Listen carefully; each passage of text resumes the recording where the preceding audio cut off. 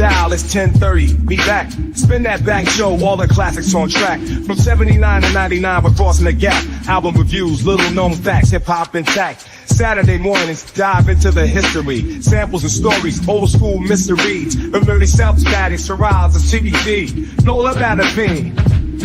Turn it up, let the vinyl spin. 10:30 sharp, where the stories begin. From the golden era, treasures within. Spin that back show every Saturday when we break it down, the legends and the lore. Every beat, every rhyme, uncover more. From Grandmaster Flash to Nas's Raw, we're bridging the past, hip-hop's core.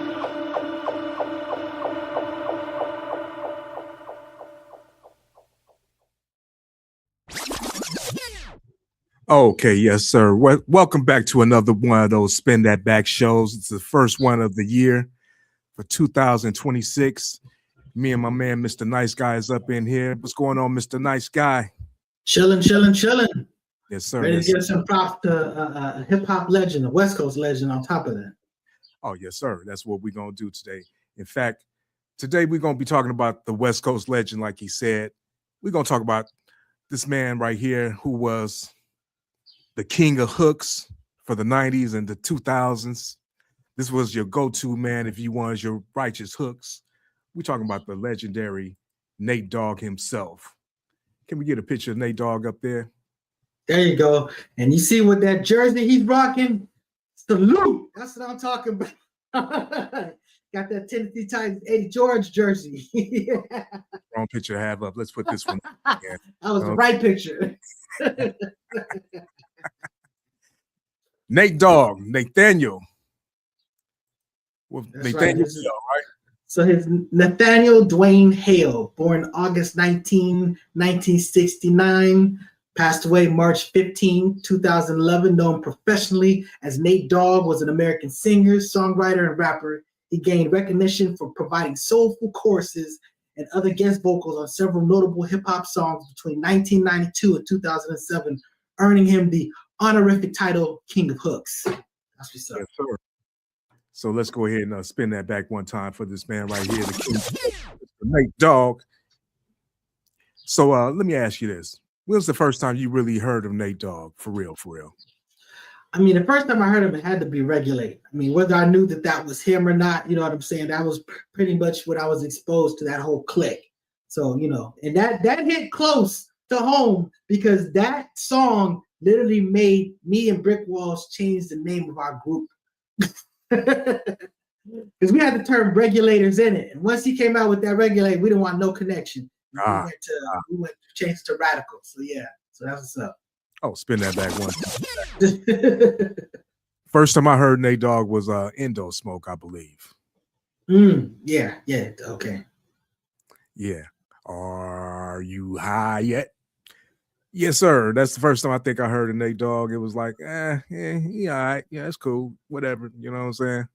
Then I heard that Regulate. It was like, damn, I would have never thought about flipping that record right there. That was I'm saying.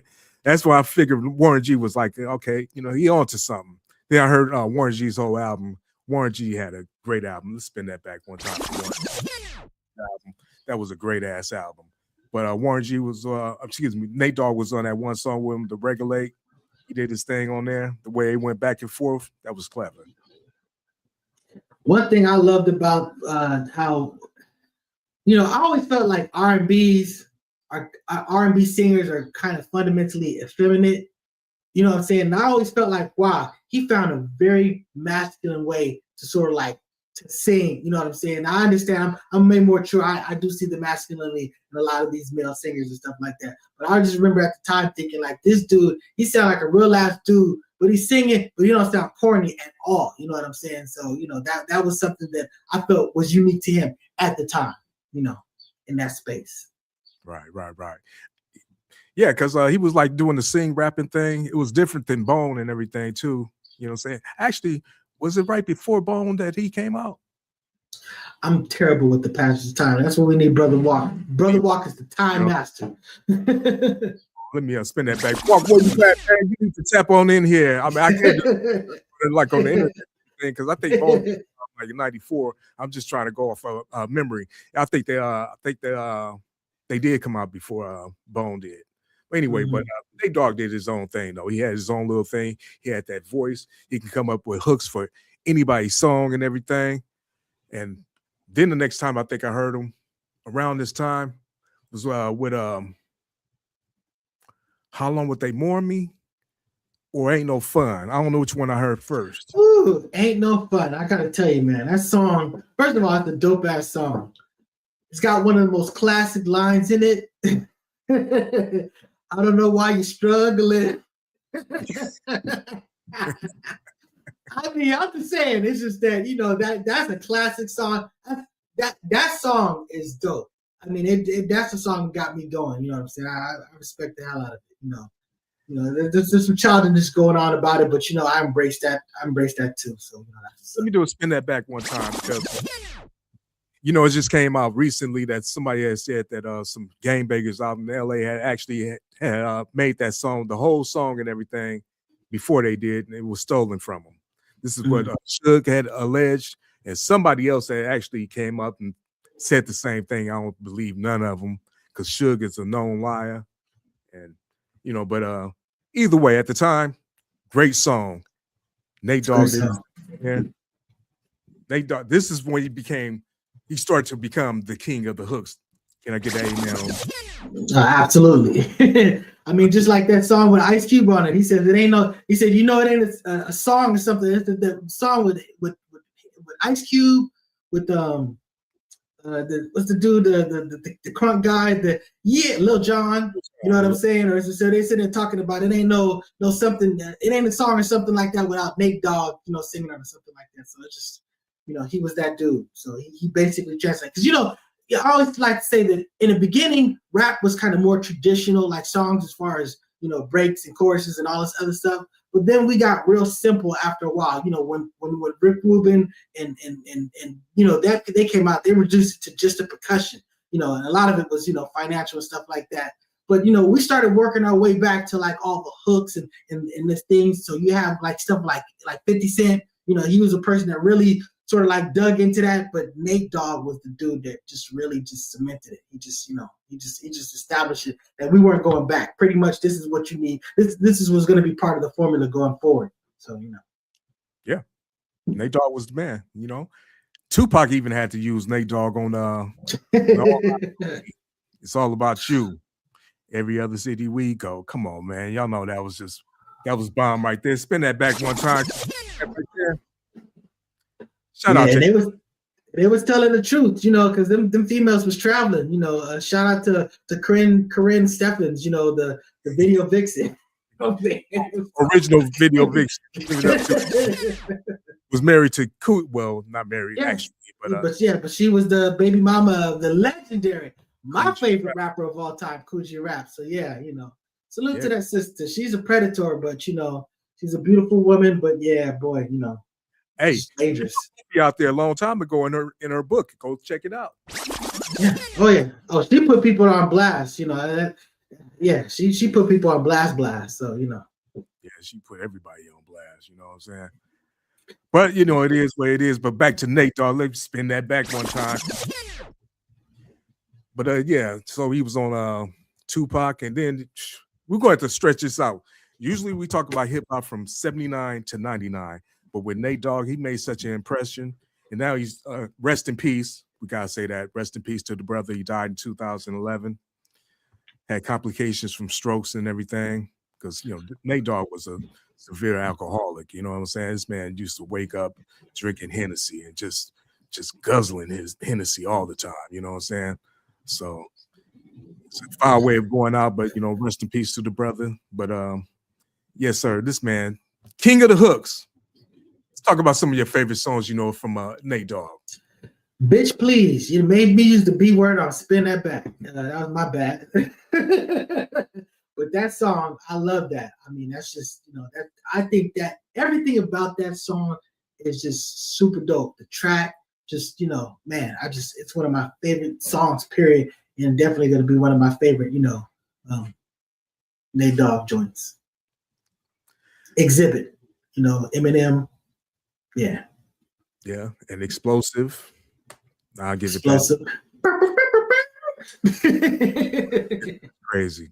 And you know what? That was another beat right under my nose. That's on the Shaft soundtrack. Damn. And you know what? Hey, that fabulous joint. You know, I'm a rider, such a cider. You don't want to F with me. That song is a dope ass song. I love Fabulous, but I mean that song that's a classic sort of like, you know, signature song to put out there. You know what I'm saying? So salute to Fab. That's a dope ass song, dope ass beat, and then a super dope ass hook. So you know that's what's up, man. Hell of a dope beat. It's one of the best beats in hip hop. Man, I gotta give it up. He's like, yeah, man. And then his flow. I always felt like he sounded like kind of like almost like a Jadakiss knockoff. But I understand that they're just kind of from the same area, that they had that kind of stylistic flow. Not the same area, but you know, general area. But the bottom line is that, you know, just how he would do those patterns and stuff like that. You know, some. Now you in peace with the rest. You know what I'm saying? So yeah, that's a dope ass song. You know, that's definitely one of my favorites. Fab got some lyrics and everything. You'd see Eminem, not Eminem, excuse me, 50 Cent. I don't think he actually scared of those lyrics. Left it around. Yeah, so you know, yeah. And yeah, then you know, area codes.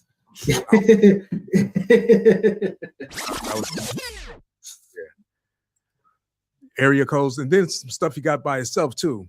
Never Leave Me Alone. Now that's like a song, yeah. That's his own song, yeah, where he just did it, you know. And again, like I said, he maintained that sort of like G'd up, like cool, you know, vibe. That sort of like, you know, gangsters on dance day boogie type, you know, this thing. And he delivered it. He never strayed from his pattern. You know what I'm saying? As far as just being authentic and just being just like a dude. You know what I'm saying? And we're gonna talk about one of his dude experiences a little bit later. But yeah, he was that guy. Yeah, let's talk about how he came up and everything. So he was born in Clarksdale, Mississippi, 1969. Is that what it was? Yep. In August, he was born August 19, 1969. That's what's up. Okay. Then he moved to Long Beach, like at the age of 14. So most of people around our era, most Californians were basically transplants. You know what I'm saying? You had a lot of people that were born here, but most of I'm just saying that nowadays we're a generation beyond. Our children were definitely born here, so they don't experience the same thing. But like I remember when I was in high school, it's just people used to talk about people that live in California ain't from California. You know what I'm saying? So you know, we all came from somewhere. Yep. So he came out here, met Snoop and Warren G. They already knew each other. They ended up forming a group, 213. Getting together, started making records, demos, and everything. Now you got to explain 213. The area code 213 was an area code that covered a large amount of space. So at the time, they were still within the 213 area code. Yeah. At some point, they started breaking it up because we were running out of numbers, especially introducing cell phones. So now people, you know, that's even more numbers getting eaten up. So then they started creating the 323 area code and the 310 area code. 5620 area code. So they originally were part of the 213 area code. That just changed when all the numbers. So, in fact, all of LA was 213 at one point. All of everything, the Valley, Pasadena, all that, everything, Long Beach, all this stuff was all 213 at one point. I think it broke off to 818 after that. Yeah. It became like either 626 or Yep. And then on the southern, it was like 562 and all this other stuff. So in 562, 562. Yeah, so everything got broken up because, like you said, all the numbers and everything. So they were running out of numbers. They were running out of numbers. Cell phone, still running out of numbers because of these dead cell phones. Not only for cell phones, we had beepers back in the day. So there's all type of needs for phone numbers were getting sucked up. You know what I'm saying? So so that's what's up. That's what happened there. So that's, anyway, so he got together, made their little group 213, started doing their thing. And I'm pretty sure everybody knows that, the way it went from there. Everybody went to Death Row in a sense. You know what? Was Nate? Yeah, Nate Dogg was signed to Death Row. Everybody got signed to Death Row except Warren G. And Warren G went off, and that was probably the best thing that ever happened in his life because he went to Def Jam and actually saved Def Jam. Def Jam used to worship Warren G. Warren G came to Def Jam and actually turned it around. It was on a downturn because the West Coast was taking over. So they did the smart thing and went and got Warren G. And Warren G was even producing for Slick Rick and stuff like that. It was crazy. Warren G had a good run. But Nate Dogg ran into some problems up there at Death Row. I guess he had some child support problems, and they was paying for that. And they were saying Tupac was paying for his child support out of his royalties or something like that. A whole lot of mess got started behind that. Allegedly. I don't know. I don't know anything about that. In fact, I don't even have no business speaking on that. But I will say this. Nate Dogg was a G. He was a real G. He was one of the real gangsters up there. You know what I'm saying? Even though he's from Mississippi, I guess he came out to Long Beach. I don't know if he really started banging the hood or not. Maybe he was, maybe he wasn't, but he was a real G, and everybody respected him. He even had to step in for go ahead and tell that story about him and Corrupt. Yeah, because I remember, I don't remember the details, but the main thing about it always stuck with me, and I always had a lot of respect for him because I just remember that there was something going on, and we think it was possibly Tupac and Corrupt, and basically, you know, Pac was talking about doing something really terrible to Corrupt, and then basically Nate Dogg looks at him and says, "And what do you think that I'm gonna do while all this is going down?" And I mean, I support that 100%. You're not going to be sitting here talking about doing harm to my partner, and I'm sitting here right here. What you think I'm going to do when all this is going to? You might want to take over. So I'm just saying that that's a G check, but that's some real just letting you know that, hey, you know, that's my partner. So, you know, that's what's up. It's one thing for you guys to say you're going to go out and take a fade. You talk about doing harm to my folks. You know, there's going to be some repercussions to that. Let me tell you how much of a man Nate Dogg was. He was his own man. When they went out to Vegas and everything, Snoop had told everybody to, you know, don't go. Nate Dogg like, nigga, I'm going. I just don't have to be with them, but I'm going. I'm my own man. I do what I want to do. You couldn't stop Nate Dogg. Nate Dogg was a G, but he wasn't around. I ain't heard nothing about him being involved with the Tupac murder. Nothing about him being out there, but he was out there in Vegas when it happened. Just food for thought. I know. I seen the video with the cats from I can't believe I forgot the dude's name. What's the group that made Real Compton G's? BG Knockout and Drayster. Yeah. What was the group called? Suffice it to say, when they pulled up on when they like at a golf course or something, they were like in some type of event or whatever. And I remember Nate Dogg with the golf. He pulled out the golf club. Yeah. You know, but yeah. So allegedly, yeah. Well, allegedly, it was on video. I see it happened. Even they even said it happened. You know what I'm saying? Yeah. So Nate Dogg. You know what I'm saying? Everybody respected Nate Dogg. Nate Dogg was a real G up there. Hit after hit after hit after hit. So some more stuff. He even sung on the Dog Pound. Let's play house. Let's play house. This, like I said, this is when he was becoming the king of the goddamn hooks. And that's my point. That's the type of stuff that would be corny, except that he pulled it off in a way that it wasn't. And again, corny can work. Like Prince Paul, he did corny and it was dope. So again, I'm not, you know, depends musically, you can get away with it. But I mean, it's the difference between when, like, let's say Domino is singing his song versus, like, you know, when Nate Dogg is singing it, or when Grandmaster Spade, you know, Grandmaster Spade was a real dude, so I don't want to seem like I'm clowning on him, but I'm just saying that Nate Dogg did it in a way that came off it came off more masculine, and I really appreciated that. Yeah, I mean, he was a real G. You know, everything he did was like just real G stuff anyway. You know what I'm saying? That singing and everything he did, it wasn't like Danny Boy singing. You know what I'm saying? Yeah, that's what I'm saying. And I'm not knocking that. You know what I'm saying? It's just that, you know, there's a place for Ralph Trespass. But I'm just saying that, you know, he was giving you something. You can tell. You can look at his face, and he probably was still. He wasn't smiling. He was still giving you that. that bug. You know what I'm saying? So that's he delivered that. Hey, I got another classic for you. Remember Oh No? Most Def and Pharoah Monch? Now you're going into my area, because that's the underground hip hop. That's just whatever. That was kind of a crazy hookup, crazy connection. But yeah, that's, you know, shout out to my brother Leroy Pharoah Monch is his favorite rapper. So we talked about mine. It's Coochie Rap. Pharoah Monch is his. But yo, that's what's up. That's a great song. Gangsta Nation, West Side Connection. Man. And you bring up West Side Connection, it always just makes me think that that's just a shame that they let that go to. I don't even want to speak too much about that, but yeah, great stuff. Scandalous. She's so scandalous. Tupac.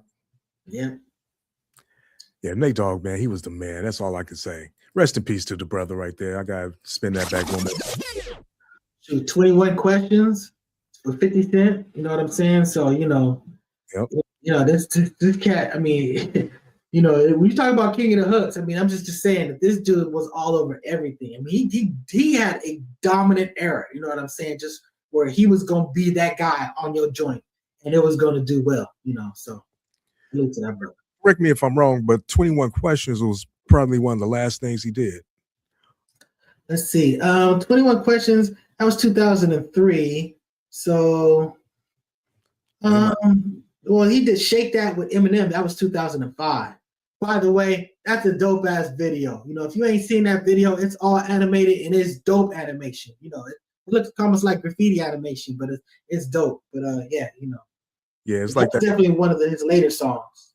It's like that little man, like that little stick man behind Mr. Nice Guy right now. See, I stole that from The Saint. Literally, when I came up with the name The Saint as a rapper, you know what I'm saying? That was like one of my multiple names and stuff like that. I used to write rhymes during watching The Saint at night. So I'd be watching I Spy and The Saint and Simon Templar and that symbol and stuff like that. And that just resonated with me. So that's why Nice Guy, Mr. Nice Guy, Saint spelled backwards. It all comes back. Those are my hip hop roots, but that's what up. See, I got the logo backwards. So, even though I'm stealing, I'm probably going to get in trouble, but that's what's up. So let me ask you this. Who do you think was better at hooks, T-Pain or Nate Dogg? So T-Pain was cheating because he was using that auto whatever. I mean, I felt like Nate Dogg was more doing like rap hooks. I felt like T-Pain was doing more like R&B hooks. You know what I'm saying? Because he was like, he would go on your song like blame it on the alcohol, for example. You know what I'm saying? This is, he had a verse on it. You know what I'm saying? But I mean, it's just, man, it was two great hook dudes. You know what I'm saying? I just felt like, Nate Dogg was more of a rap hook guy, and the other guy was more of a singing song hook guy. And at that time, rappers was basically using auto-tune, so they was singing. They were doing sing songs with auto-tune, not really being singers. But you know what I'm saying. But boy, that's a good one. That's a tough one, man. He's got some joints, man.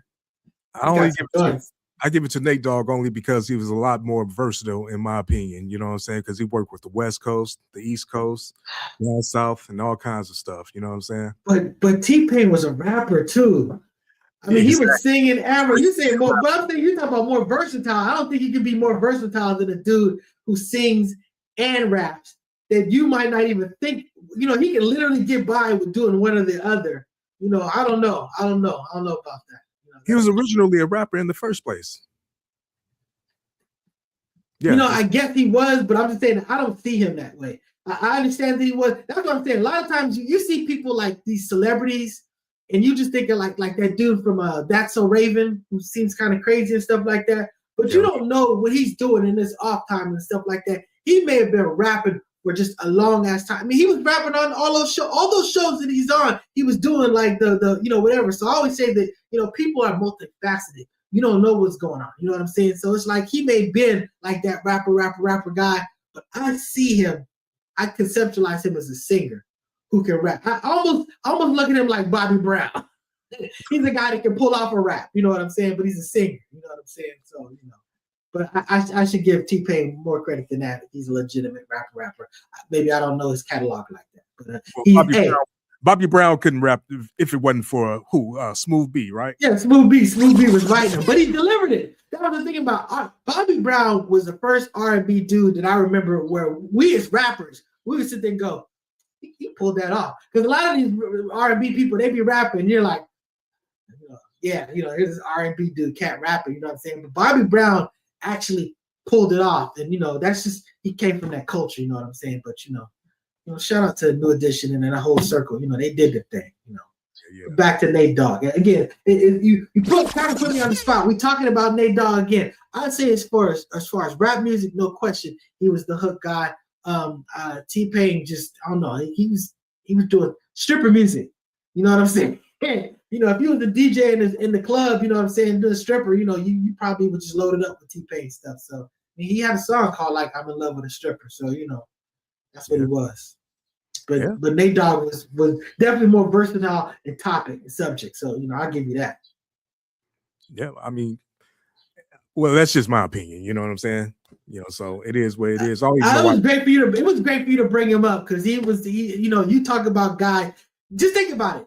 He's not viewed as that guy. Nate Dogg is viewed as the hook guy. So that shows you where it is. But you brought up someone who's definitely what they call it, not a runner-up, but just honorable mention. You know what I'm saying? And you got to say 50 Cent. 50 Cent literally changed the way that people structured rap. I mean, you just got to a point where you're like, okay, we're going to lean into the hooks. You know what I'm saying? So and I really feel like 50 Cent was a big part of that. Shout out to Jam Master Jay that taught him how to create a song. So, Right. Oh, yeah. Spin that back. Rest in peace. But you know what? It's like music then changed because you don't really have too many people actually doing hooks and stuff like that, like they did right, at that time. In those times, even T-Pain is still around, but T-Pain is struggling, I guess, musically. You know what I'm saying? He ain't really doing too much. But the music nowadays is kind of dry. You know what I'm saying? You really don't have too many real hooks and stuff like that. And you definitely don't have nobody actually just feature doing hooks. Even Method Man used to do hooks for people. You know what I'm saying? He had his little run too, but I don't know, man. It's just music is just it's dry nowadays. That's why we on the Spin Back show talk about the golden era of hip hop, which is 79 all the way to 99. Why I call it the golden era is because the golden era is actually in the middle of that, but still the inception of recorded hip hop all the way through the 90s, and then it starts falling off in the 2000s, except for people like Nate Dogg, who we talking about today. Get off our lawn. No, I'm just saying. But yeah, but yeah, hey, I will shout out to a lot of the OGs, the old dudes from our era that are putting out new music because a lot of that stuff has been fantastic. That Clips album is pretty much amazing. They're technically not part of the Spin That Back era, but you know what I'm saying. Eric Sherman, that album was dope. You know what I'm saying. Just a lot of these cats have just been coming back doing. Hey, that Kwame album, I'm telling you right now, Kwame got a dope ass album that he just dropped a few months ago. So that's what's up. Okay, Spin That Back one time. I didn't even know that, but yeah. And then Redman keeps on dropping stuff. Method Man, I keep hearing them freestyling here and there. Man, it's people out there that still got good stuff from the era. You know what I'm saying? They're still out here. B-Day Kane. Raekwon, Ghostface, and you talk about Big Daddy Kane. Big Daddy Kane's been active. I mean, he's the reason that the Juice Crew started touring again. He was the one that got them, doing that good stuff. He was working with his own group, Last Supper and stuff like that, and he just dug into it. Big Daddy Kane is the reason I'm on Instagram. He said he was gonna do a free show on Instagram, and that's why I got an Instagram. So I'm just saying, a lot of the OGs are doing stuff. I know Big Daddy Kane. Someone was telling them like, "Yo, the time is right." Dude drop an album. So LL told him that. LL, that's right. That was LL. Shout out to LL because I'm telling you, Rock the Bells Radio is just amazing. He's a legend in his own right. He didn't even need to do that. For him to still be a soldier in the game, it's just props. Even though you stole my man's beat, I shout out to LL Cool J.